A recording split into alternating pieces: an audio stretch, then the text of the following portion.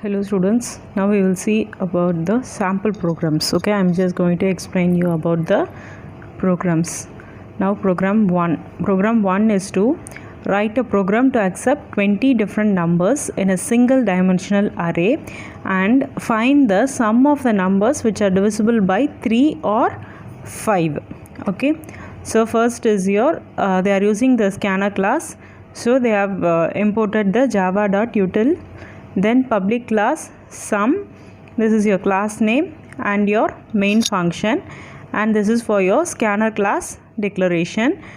Then they have declared I, this I is for getting the for this array, and s is equal to 0, this is for the summing up, and int m, this is your array declaration. Then you are entering into the for loop to input the numbers. Okay, so system.out.print enter the number in the cell. So you are asking the user to enter the inputs, that is numbers into your that is the input in which the array is going to be created, the numbers. So m of I, okay, for each iteration each number will be saved in your array. Then we are going to see whether it is divisible by 3 and 5. If it is divisible by 3 and 5 means we are going to sum up. So for that again we are starting a loop.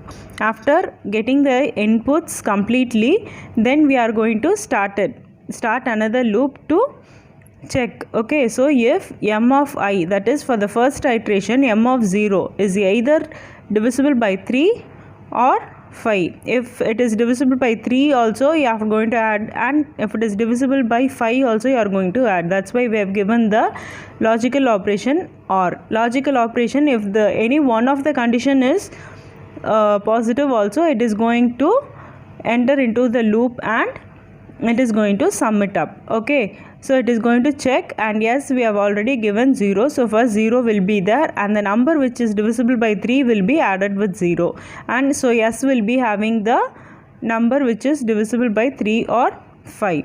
Next for the next iteration it going to check, and similarly if it is divisible by 3 or 5, again it is going to be added. You all know this already. So it will be keep on be adding it up, and once it is finished it will come out, and system.out.println, in this we are going to print the sum of the numbers divisible by 3 or 5. Okay, so see the output, enter the number in the cell. So each iteration, because you have given it in the loop, so for each iteration it is printing like this, and you are going to enter the numbers here. So after once the 20 numbers are over, it is going to check and see, it is going to print the answer like this. Okay, so now we will move on to the next program. So your next program is to write a program to accept 10 different numbers in a single dimensional array, display the greatest and smallest number of the array elements.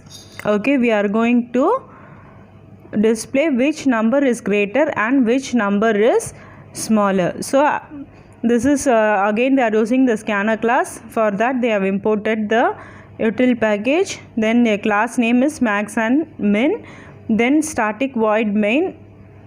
In the main function they have declared the scanner class to get the input, and int I, min and max, this is to store the minimum number, this is store the largest number, and I is for your loop, and this is your array declaration. Then for I is equal to 0, I less than 10, here we are going to get only 10 different numbers, so we have written here only 10. Okay, so system.out.print enter the number of numbers in the cell. Okay, then we are getting it in, we are assigning the input to the arrays. Okay, then max is equal to m of 0 and min is equal to m of 0. That is, if these are the data that is given, means first we are assigning m of 0 as the minimum number and m of 0 as the maximum number. Okay, for example, first we are assigning it as a max number means we are going to compare with each number and we are going to check which is the maximum number. That's why for we are just assuming the first element as your minimum and maximum. Okay. Then we are going to enter into the another loop. Okay, so for I is equal to 1, I less than 10, I plus plus. If m of I is greater than max, then max is equal to m of I. See here max is equal to m of 0.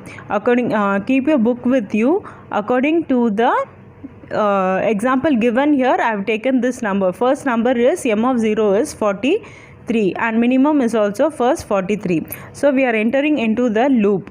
Inside the loop, in the if loop, they have asked if m of I is greater than max. So what is m of I? 45. Okay, because here we are going to start the for loop. I is equal to 1. Okay, so 43 is there. So we are going to compare it with the next number. 43 is m of 0. So if you give I is equal to 1, it will start from the next number. So m of 1 is 45 greater than 43. We are checking. Okay, it is greater. So what we are doing is we are assigning max is equal to 45. That is max is equal to m of I. Okay, if this is true, means this condition is true, means it is going to enter into your if loop, and in if loop you will be giving max is equal to the m of I, because which number is greater, that number will be assigned to the max. For example, now it is 45. 45 is greater than 43, so max has become 45. Now m of I is less than minimum we are checking. That is m of I is 43 less than 45 we are checking. Okay, then if it is true, then we are going to assign minimum is equal to m of I, and it goes to the second iteration. Once this is over, again it is going to the second iteration. See, in the second iteration m of 2, so I will become 2 here. So m of 2 is greater than max we are seeing. So m of 2 value is 92. 92 greater than 45. Yes, so it is going to enter into the loop, and max is equal to 92. That is m of 2 will be coming here. M of I means this m of 2 will be assigned here, and max will be 92. Then we are again checking m of I is less than minimum. So 92 is less than minimum. No, it is not less than 43. So again minimum number is going to be the 43 only, no change in that. Then in the third iteration, m of 3 is greater than max. So 87, m of 3 value is what? See here, 87. So 87 greater than 92? No. So it is not going to enter into this loop. Max is going to be 92 only. So m of 3 is less than minimum. 87 is not less than 43. So it is not going to enter into the loop. It is going to the fourth iteration. So m of 4 is greater than max. 64 is greater than 92? No. So again maximum will be 92 only. M of 4 is less than minimum. Again 64 is not less than 43. So minimum number is going to be 43. So if it keeps on going, see, all the numbers are not less than the minimum or not greater than the maximum. So see here, but n of 8 is less than the minimum. So in the 8th iteration, m of 8 is less than minimum. 12 is less than 43. Yes, so it is going to enter into the loop, and minimum will be assigned as 12. Okay, for the next iteration also you are having only 31. So this is not less than 92 as well as greater than greater than 92 as well as less than 12. So we have found the minimum number as 12 and maximum number as 92. So once this for loop and if loop is over, it will come out, and you are having the minimum number in the min variable and maximum number in the max variable. So it is going to print it. The greatest of the array elements is max and the smallest of the array elements is minimum. That will be your output. Okay, now we will see the program 3. Write a program to accept the marks in physics, chemistry and maths secured by 40 students of a class in single dimensional array. So you are going to get the marks of physics, chemistry and maths, 3 subject maths of 40 students. Okay, and save it in a single dimensional array. Find and display the following.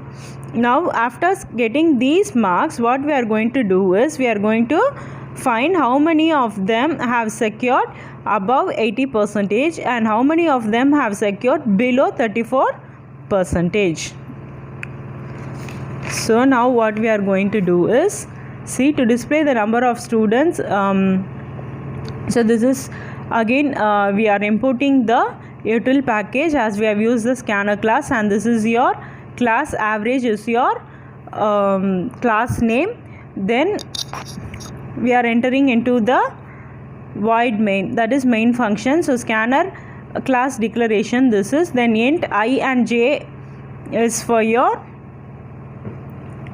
array declaration, and c1 c2 is for your counter. We say it as counter variables because we are going to count how many of them, see, number of students securing 80% and above and number of students securing 34%. Okay, so we are going to count the number of students here and number of students here. Okay, so for that only we have this C1 and C2. As you get the marks above 80%, C1 will be increased, and as you get the student securing less than 34, you will be increasing the C2. Okay, so that we say it as counter. It is going to increase the count whenever it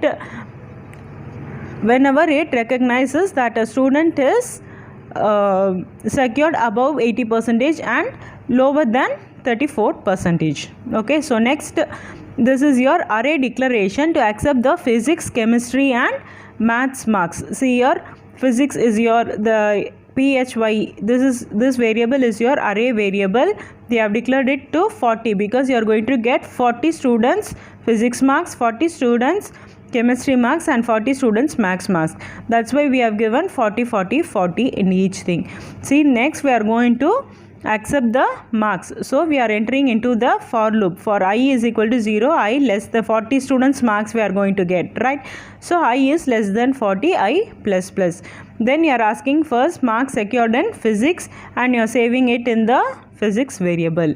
Then the chemistry marks and chemistry variable. Then in the maths marks and in the maths variable. So the first iteration of for loop, physics of 0, physics of chemistry of 0, maths of 0. Okay, all the I values will be 0 0 0 and a single person's physics, chemistry and maths will be saved in these 3 array variables in the 0 0 0. Okay, so for the next iteration again 1 1 1. Here the next person's marks will be saved, and for the next iteration next student's marks. So till 40 students give their marks, it will be saved. Okay, see here, for the first iteration, that is the first student, physics of 0, physics of chemistry and physics of maths will be assigned the marks you enter. And then for the second iteration, that is the second person, physics 1, physics chemistry 1 and maths 1, the second student's marks will be assigned in this array with the subscription 1 1 1. Then for the third, physics of 2, chemistry of 2 and maths of 2, here the third person's marks will be assigned. Okay, so in the next loop, see, after this again we are opening the for loop now to add the number and find the averages. Okay, average of each student.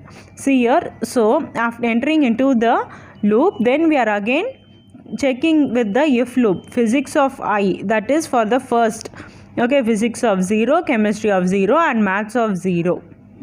All the marks we entered, no, so that marks will be added and divided by 3 to find the average, and we are checking if the average is greater or equal to 80%. If it is greater than 80 means the count is going to be increased, C1 plus plus. Okay, so C1 value will be, first we have it as 0. So if some person is that is a student is securing the marks greater than 80 means, so C1 value will be 1. So how many students are getting above 80? Each time C1 plus plus will be increasing. If 1% is already there means again another person is coming means it will be becoming 2. Like that your counter will be increasing as it inquires that a person is getting more than 80%. Similarly, if a student is getting less than 34% means this C2 counter will be increased. Initially it is 0. If a person has secured the marks less than 34 means C2 will be increased. So C2 will be 1. So if again another student has secured the same 34 less than 34 means again C2 will become 2. The counter of C2, that is value of C2 will become 2, like that. So after the loop is over, see after calculating the marks for 40 students, now system.out.println the number of students getting 80% and above, see here they have given the C1, because how many students have got the above 80 will be in this counter. So if you give this counter, the output will be shown for you how many students have got it. Similarly for 34% C2 has been given. So how many students have secured less than 34 will be displayed using the C2 counter variable. Okay. So next program 4 is to accept 10 different numbers in a single dimensional array. Now enter a number and search whether the number is present or not in the list of array elements by using the linear search technique. You are going to search a number using the linear search technique, and see here they have given some values. With this example itself I will tell you how to do it. So entering into the program, as usual, the first is to import the util package to use the scanner class, and your class name is search, and then comes your void main, and in void main we are going to start the program. That is scanner class you have declared, then int I k is equal to 0 and number search. NS means number to be searched. Okay, then M is your array. We have declared it to 10 because we are going to accept 10 values, so we have declared it as 10. So for I is equal to 0, I less than 10, I plus plus, we are getting the input. See, enter the number in the cell. So we are getting the input and assigning it to the array. For that only this loop is there. Then system.out.print, enter the number to be searched. So the number which you are going to search in the array is stored in NS variable. Okay, you are going to get that input and you are saving it in your NS variable. And for I is equal to 0, I less than 10, I plus plus, that is we are going to search the number. Linear search means what? We have to search it with each number, that is starting from the 0th number. See, starting from the subscription 0, we are going to check it till either till the number is obtained or else till the end of the linear search. Okay, and this variable k is to tell you that you have reached the number. If number is present means you will be incrementing this k. Okay, this is also like a counter or a flag, we'll say. See here, after entering into the loop, we are first going to search, that is I is equal to 0 for the first iteration. Okay, see.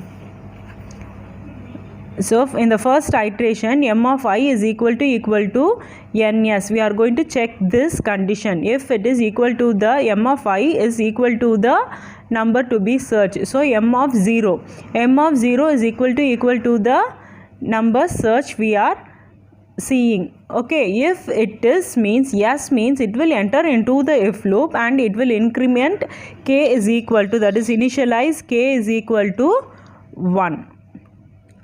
Okay, so for if it is not means it will come to the next iteration, second iteration, and m of 1, that is the for loop's second iteration, m of 1 value is going to be checked with the number to be searched.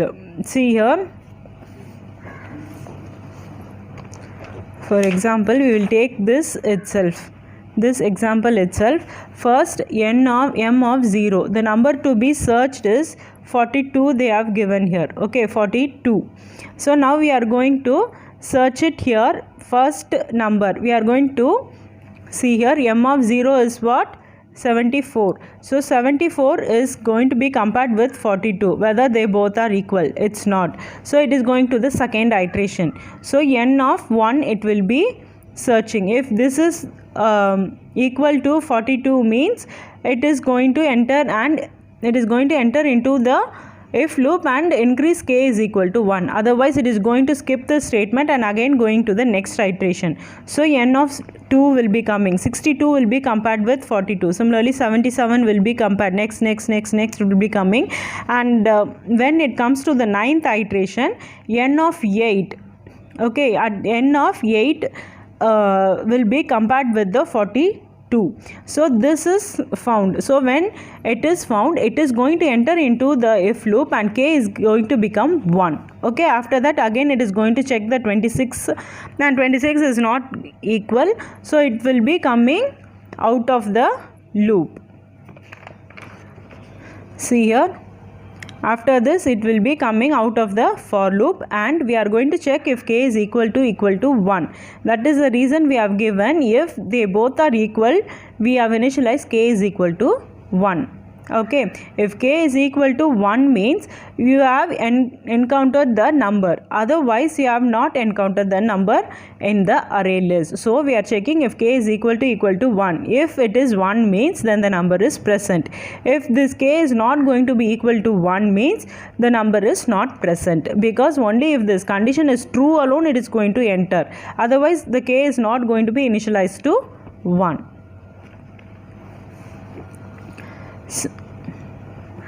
So that's all for today. We have seen 4 programs. Next 4 programs we will see in the next class.